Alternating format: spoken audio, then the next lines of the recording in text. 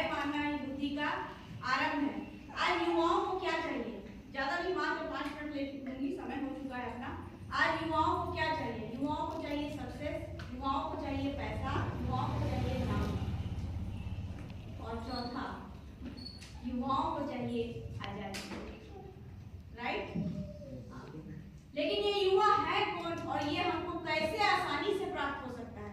हो सकता है हम बहुत सारी पढ़ाई कर लें फिर भी हम एक उच्च पोस्ट पर ना पहुंच पाए। हो सकता है हम बहुत ज्यादा शिक्षित लोगों के बीच में रहे लेकिन हम उस जगह पर ना पहुंच पाए। हो सकता है हम बहुत मेहनत करें अपने बच्चों के लिए लेकिन एक अच्छे पोजीशन पर उसको ना पहुंचा पाए। मैं वही वचन बोलूंगी जिसमें से मात्र एक पद देखेंगे जो अभी शुरू में मनीषा ने लिया था, पहला पाठ लूका अध्याय 15 और उसका 18वां पद। जल्दी से देख लेंगे, जिसको भी मिल रहा है पढ़ लेंगे।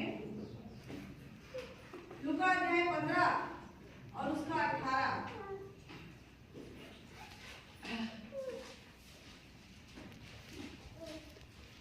अब उठकर अपने पिता के पास जाऊंगा और उससे कहूंगा कि पिताजी, मैंने स्वर्ग के विरुद्ध में और तेरी दृष्टि में पाप किया है।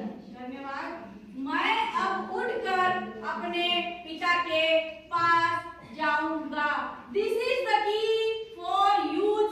ये है चाबी हम युवाओं के लिए, जिससे हम क्या कर सकते हैं? उस सफलता को, उस आशीष को, उस पोस्ट को, उस ओहदे को, उस नाम को, उस सुनहरे भविष्य को, उस टारगेट को अचीव कर सकते हैं। स्क्रीन पर दिखा रहा था, एक बेटा था जिसने क्या किया? उसने अपनी सारी संपत्ति अपने गलत कार्य में उड़ा दी और लौट कर वापस आया। लेकिन एक चीज आप जानते हैं, एक चीज पूरे बाइबल का इतिहास बताता है, पुराना नियम नया नियम, पूरा बाइबल का इतिहास बताता है कि परमेश्वर कभी नहीं दौड़ा। परमेश्वर अपने सिंहासन से कभी दौड़ा नहीं, उसने सिंहासन छोड़ा लेकिन दौड़ा नहीं।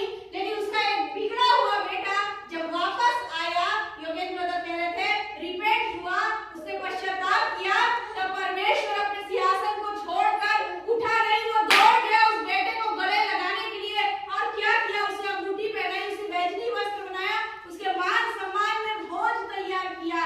ये है आपके स्वतंत्रता की चाबी। क्या? बार बार जाओ, कहाँ जाना है? परमेश्वर के पास जाओ। हो सकता है आज आप एडिक्शन में निकलने के लिए एकमात्र चाबी हमारे पास है और वो है हमारा जीवता परमेश्वर। लेकिन क्या करना पड़ेगा? आज उठकर आपको वापस आना पड़ेगा।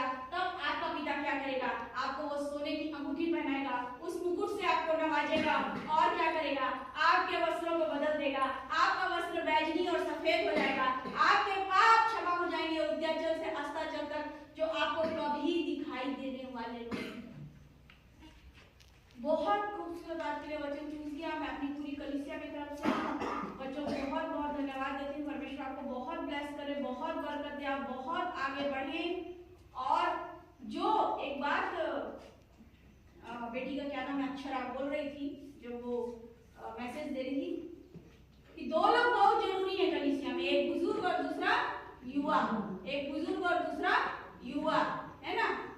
तो बुजुर्ग ने आज तक क्या किया? इस कलीसिया का निर्माण किया। हम यहाँ पर बैठ के आज स्वतंत्र रूप से क्या करने पा रहे हैं? आराधना करने पा रहे हैं। लेकिन इसको ले जाने की जिम्मेदारी अब किसकी है? आपकी। किसकी है? आपकी है। क्या किसी को टाइम वेस्ट लग रहा है क्या? यहाँ बैठ के हम यह युवा दिवस मना रहे हैं? क्यों?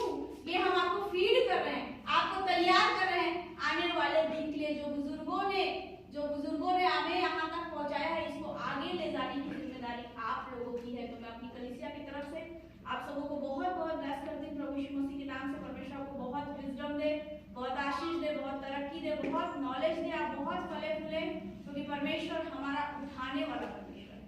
लेकिन जो मैंने आज आपको वर्ड्स बताया, जो चाबी मैंने आपको बताई, अगर आप उसे अपने जीवन में यूज करना स्टार्ट कर देंगे तो कोई तरक्की से आप वंचित नहीं होंगे।